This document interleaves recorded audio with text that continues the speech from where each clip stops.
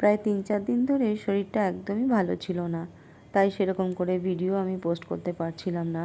যা ভিডিও করে রাখা ছিল, এডিট করা ছিল, সেগুলোই পোস্ট করছিলাম। এই ভিডিওটা রবিবারের, আর রবিবারে কোনো রান্নাবান্না সেরকম করা হয়নি। রবিবার দিন ছেলের খেলা ছিল, আর ছেলে বলল, মা দুপুরে আর রাত্রে আমার খাওয়া দাওয়া খেলার ওখানেই আছে, আমার জন্য রান্না করবে না। বর সকালবেলায় বলল যে আমার জন্য রান্না করতে হবে না, আমি বাইরে থেকেই খেয়ে নেবো।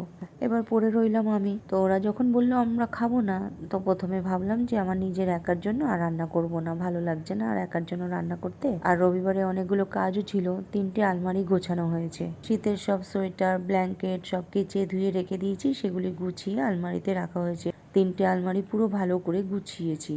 3টে আলমারি গোছানোর পর মনে হচ্ছিল না, আজকে আর রান্না করব না, ডিম আলু সেদ্ধ দিয়ে ভাত খেয়ে নেবো। ডনার খাবারের জন্য ফ্রিজ থেকে সবজি বার করতে গিয়ে দেখি একদম কচি কচি সজনে ডাঁটাগুলো, আর দেখেই লোভ লেগে গেল। ভাবলাম আজকে সজনে ডাঁটা আলু দিয়ে সর্ষে বাটা দিয়ে চচ্চড়ি করব। ডিম আলু সেদ্ধ ক্যান্সেল করে দিয়ে এই সজনে ডাঁটা আলু দিয়ে সর্ষে বাটা দিয়ে চচ্চড়ি করেছি। আর ফিশ ফিঙ্গার করে রেখেছিলাম, দুটো ভেজে নিয়েছি। গরম গরম ভাতের সাথে দারুণ লাগছিল খেতে।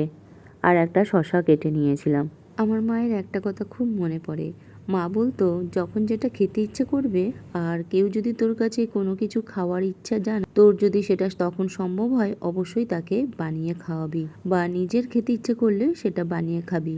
কারণ জীবনটা এখন আছে, পরেক্ষণে নাও থাকতে পারে, কিন্তু সেই আশাটা থেকে যায়।